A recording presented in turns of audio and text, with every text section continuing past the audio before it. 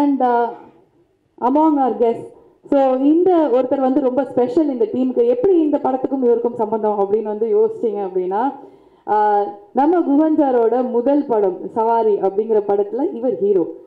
இப்போ வந்து டைரக்டரா நம்மளை வந்து வாழ்த்துறதுக்காக வந்திருக்காரு. அவங்களோட connection it goes a long way. அவங்களோட ஃப்ரெண்ட்ஷிப் வந்து அவ்வளோ தூரம் வந்து போயிட்டு இருக்கு. Very happy to welcome Karthik Yogi on stage to share a few words. Director Karthik Yogi அவர்கள் with big round of applause. கைத்தட்டலாம். எல்லாருக்கும் வணக்கம். கோட்டு விட்டுட்டாங்க குகனு. ஆக்சுவலாக சவாரி படத்தில் ஹீரோலாம் சொன்னாங்க, அப்படிலாம் இல்லை. நான் ஒன் ஆஃப் த கேரக்டர் தான் பண்ணியிருந்தேன். And congrats Guhan. ரொம்ப வருஷம் ட்ராவல் இது. இவ்வளோ தூரம் கஷ்டப்பட்டு அவன் வெப்பன் படத்துக்கு இவ்வளோ தூரம் வந்திருக்கான். வசந்த் ரவி அஃப்கோர்ஸ் என்னோடய ஃப்ரெண்டு தான். அவருக்கும் கங்க்ராட்ஸ். இந்த படத்தை முதலே அவன் சொல்லிட்டு இருப்பான், ஒரு சூப்பர் ஹீரோ கான்செப்ட் ஒன்று பண்ணணும், வித்தியாசமாக ஏதாவது ஒன்று பண்ணணும் அப்படின்ற மாதிரி சொல்லிட்டு இருப்பான். அவனுக்கு கரெக்டாக தீனி போடுற மாதிரி ப்ரொடியூசர் பயங்கரமாக இறக்கிருக்காருன்னு நினைக்கிறேன். காசு பார்த்தாலே தெரியுது.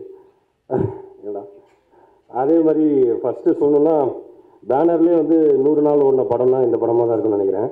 ஏன்னா கமலா தேட்டரில் எப்போ போனாலும் ரைட் சைடில் பெருசாக, சத்யம் தேட்டரில் எப்போ போனாலும் அவ்வளோ பெரிய பேனர் பார்த்துருக்கோம். அஃப்கோர்ஸ் என்னோடய படத்துக்கு வடக்குப்படி ராமசாமிக்கு கேட்டோம், அஸ்வின் அவரோட படத்துக்கு மாவீரனுக்கு கேட்டோம். யாருக்குமே கொடுக்க மாட்டோம் நாங்கள் பேனர், அங்கேயே மட்டும் தான் வைப்போம். நிக்ஜாம் புயலில் கூட பேனர் வந்து கிழிஞ்சிச்சு. அடுத்து உடனே இன்னொரு புது பேனர் மாற்றிட்டாங்க. அந்த இடத்த விடாமல் பிடிச்சி வச்சுருக்காங்க. ஸோ அந்த அளவுக்கு பேனர்லேயே படம் ஓடி இருக்கு. அதே மாதிரி படம் 100 days கண்டிப்பாக ஓடுன்னு நினைக்கிறேன். வாழ்த்துக்கள். நன்றி. ஸோ அடுத்ததாக வந்து நம்ம எல்லாருக்கும் வந்து சூப்பர் டூப்பர் கமர்ஷியல் என்டர்டெய்னர் கொடுத்த ஒரு டேரக்டர். அதாவது ஒரு அருமையான ஒரு விஷயம், நல்ல ஒரு கருத்தை வந்து செம்மையாக பேக்கேஜ் பண்ணி குழந்தைகள்லேருந்து பெரியவங்க வரைக்கும் ரசிக்கிற மாதிரி ஒருத்தர் கொடுத்துருக்காரு. யார்ப்பா இது அப்படின்னு திரும்பி பார்த்தா பயங்கரமான ஃப்ரெஷ்ஷான ஒரு கான்செப்டோடு வந்த ரொம்ப ரொம்ப பிரில்லியண்டான ஒரு director. I am very happy to welcome director Ashwin on stage to share a few words. திரு அஸ்வின் அவர்கள் மாவீரன் மாதிரி ஒரு படம், என் பையனும் ஒரு 10 தடவை பார்த்துருப்பாங்க அந்த படத்தை நிஜமாவே. Please join us on stage.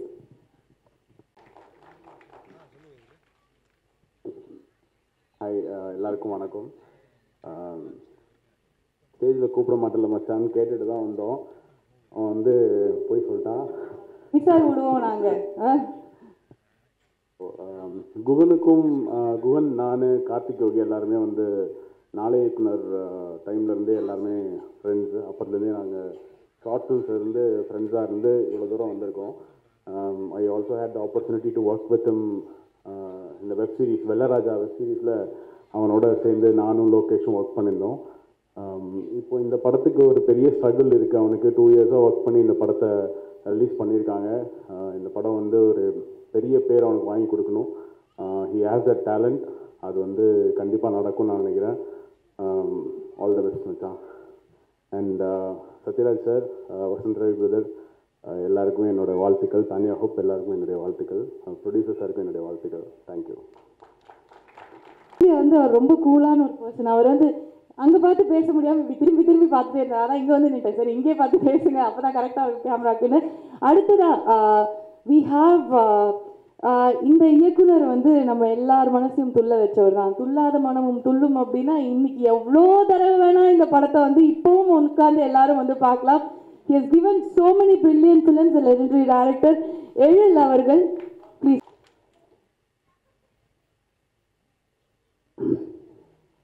அனைவருக்கும் என் மாலை வணக்கம். இந்த விழாவுக்கு வந்திருக்கும் சத்யராஜ் சார் அவர்களுக்கும், இயக்குனர் சங்க தலைவர் ஆர் உதயகுமார் சார் அவர்களுக்கும், தனஞ்சன் சார் அவர்களுக்கும்,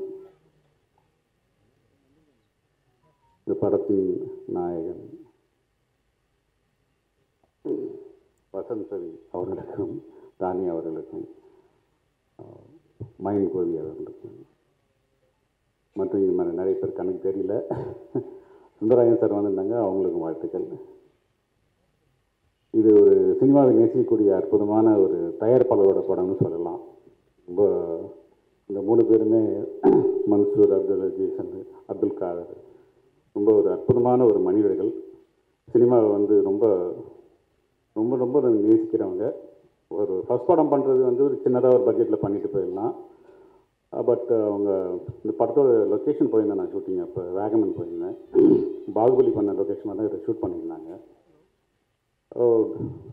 ஒரு லோகேஷோட அசிஸ்டன்ட் டைரக்டர் ஃப்ரெண்டா சாரி. பட் அந்த பேட்டர்னில் இருந்தது ரொம்ப நல்லா. அவங்க போட்டிருந்த செட் ஒர்க்கு எல்லாமே நான் பார்த்தேன். நான் இந்த படம் பெரிய பட்ஜெட்டில் எடுத்திருக்காங்க. ரொம்ப நல்ல டீம், யங் டீம், நல்ல டீம், ரொம்ப அழகாக பண்ணியிருந்தாங்க. இப்போ புது டெக்னாலஜி யூஸ் பண்ணியிருக்கேன்னு சொன்னாங்க. நம்ம எடிட்டருக்கு கோபி தான் பண்ணியிருக்காரு. நான் தனியாக கேட்டுக்கிறேன் கோபிகிட்ட. கோபி நிறைய சொன்னார் அந்த படத்தை பற்றி, நல்லா வந்திருக்கு அப்படின்னு சொல்லிட்டு. ஏன்னா பட்ஜெட் பெருசாக எடுக்கிறது முக்கியம் கிடையாது, படம் தேட்டரில் போய் ஆடியன்ஸை போய் ரீச் ஆகணும். அதில் ரொம்ப முக்கியமான விஷயம் வந்து ஒரு சூப்பர் ஹீரோ சப்ஜெக்ட் அப்படிங்கிறது வந்து தமிழில் புதுசாக தான் எனக்கு தெரிகிறது. இப்போ ட்ரெண்டில் இந்த படம் வந்து பெரிய லெவலில் போகிறதுக்கான வாய்ப்பு இருக்குது. ஏன்னா இப்போ எல்லாருமே வந்து நிறைய இங்கிலீஷ் மூவி பார்த்துட்ருக்கோம் நம்ம. ஸோ தமிழில் இப்படி ஒரு படம் எப்படி இப்போ வரும் அப்படிங்கிற ஒரு ஆதங்கம் நமக்குள்ளே இருந்தது. ஸோ அந்த விஷயத்தை, அந்த கேப்பை வந்து இந்த படம் ஃபில் பண்ணணும்னு நினைக்கிறேன் நான். ஸோ அந்த வகையில் இந்த மிகப்பெரிய வெற்றி அடையணும் அப்படின்னு வாழ்த்துறேன். இந்த விழாவுக்கு வந்திருக்க அத்தனை பேருக்கும் என்னுடைய நன்றியை தெரிவிச்சுக்கிறேன். இந்த படம் திரும்பவும் மீண்டும் ஒரு முறை சொல்கிறேன், இந்த படம் மிகப்பெரிய வெற்றியடைய வாழ்த்துக்கள். நன்றி. தேங்க்யூ. Sir, thank you. நன்றி. அடுத்ததா அந்த வானத்தை போல மனம் படைச்ச மன்னவனேன்னு விஜயகாந்த் சாரை பற்றி நம்ம யோசிக்கும் போதெல்லாம் இவர் தான் நம்ம மனசுக்கு உடனே வந்து வருவார். அப்படி ஒரு அருமையான ஒரு படத்தை வந்து நம்மளுக்கு கொடுத்தவர். அந்த ஒரு படம் இல்லாமல் எவ்வளோ படங்கள், எவ்வளோ ஒரு பிரில்லியன்ட் வாட்ச். நான்லாம் வந்து கேடிவியில் வந்து படங்கள்லாம் பார்க்கும்போது சில ஆக்டர்ஸ் படம்லாம் இதெல்லாம் நான் வந்து எதுவுமே சோத்தனி கூட வேணாம் அப்படின்லாம் உட்காந்து பார்த்துருக்கேன். அந்த மாதிரி அவ்வளோ பிரில்லியன்ட் ஃபிலிம்ஸ் கொடுத்த எங்கள் எல்லோருக்கும் பிடித்த ஆர்வி உதயகுமார் சார் அவர்களே மேடைக்கு அழைக்கிறோம். என்னை அழகாக ரசித்து என்னுடைய படங்களை எல்லாம் பார்த்து ரசித்த ஒரு அழகான பொண்ணு என்னை கூப்பிட்ருக்காங்கன்ற சந்தோஷத்தில் உங்கள் முன்னாடி நிற்கிறேன். ஏன்னா அவங்க சின்ன பிள்ளையாக இருந்திருப்பாங்கன்னு நினைக்கிறேன். ஏன் சத்யராஜ் சார் நம்மள. ஆனால் என்றுமே இளமையான ஒரு கதாநாயகன்னா அது சத்யராஜ் சார் தான். இன்னைக்கு அவர் கெத்து குறையாமல் அப்படி உட்காந்து ஸ்டைல் தான். ஆமாம், நான் ரொம்ப மனசுக்கு நிறைவாகவும் நெகிழ்ச்சியாகவும் மகிழ்ச்சியாகவும் இருக்கிற இந்த தருணம். எனக்கு இந்த தயாரிப்பாளர் யாருன்னே தெரியாது. எழில் சார் கூப்பிட்டாரு ஒரு நாள், சார் இந்த மாதிரி படத்துக்கு நீங்கள் ஆடியோ ரிலீஸ்க்கு போங்கண்ணே, நல்லாயிருக்கும், அந்த படம் டிஃப்ரெண்ட்டாக பண்ணியிருக்காங்கன்னாரு.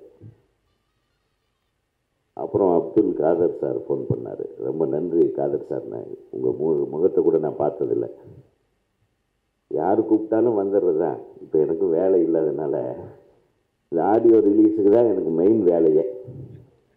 அது போராத காலத்துக்கு இயக்குனர் சங்க தலைவர்ன்றதுனால் நான் வந்து எல்லா இயக்குநர்கள் சார்பாகவும் அந்தந்த குழுவை பாராட்டி மகிழ்ச்சி அடைகிறதுல நான் ரொம்ப சந்தோஷப்படுறேன்.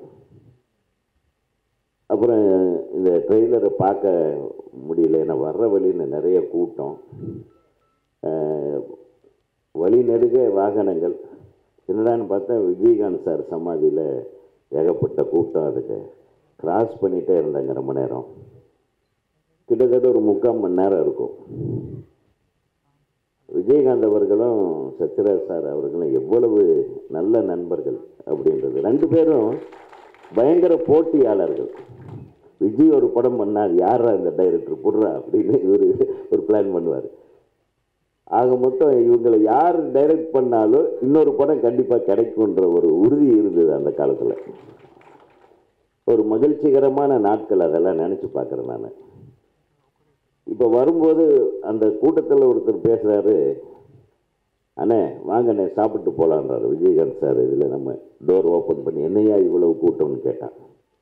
இன்றைக்கும் அந்த ஆள் எத்தனை பேர்த்துக்கு சாப்பாடு போட்டிருக்காரோ தெரியல. இன்றைக்கும் இப்போவும் சாப்பாடு போயிட்டே இருக்குங்க. கொஞ்ச நாளைக்கு முன்னாடி மோகன் சார் கூட ஒரு 1000 பேர்த்துக்கு அங்கே, நடிகர் மோகன் சார் 1000 பேர்த்துக்கு அங்கே அன்னதானம் பண்ணார் கேள்விப்பட்டேன். அதே மாதிரி தான் சத்யராஜ் சார், அவரால் அறிமுகப்படுத்தப்பட்ட இயக்குனர்கள் நிறைய பேர். என்னுடைய முதல் படம் அந்த ட்ரெய்லரை பார்த்து அதில் ஏதோ ஒரு செல்வமணி தான் சொல்லுவார், அதில் ஒரு டைட்டில் வந்து ஷூஸ் ஷூஸ் ரெண்டும் வேகமாக படியில் ஏறி போய் அப்படியே லேண்ட் ஆகும். அந்த தூசி பறக்கும், டப்புன்னு கால் வச்ச உடனே. அந்த ஷாட்டுக்காகவே என்னை அவருடைய அடுத்த படத்துக்கு, என்னுடைய 2வது படத்துக்கு இயக்குனராக அழைத்தவர் எங்கள் மரியாதைக்குரிய நடிகர் அண்ணன் சத்யராஜ் அவர்கள்.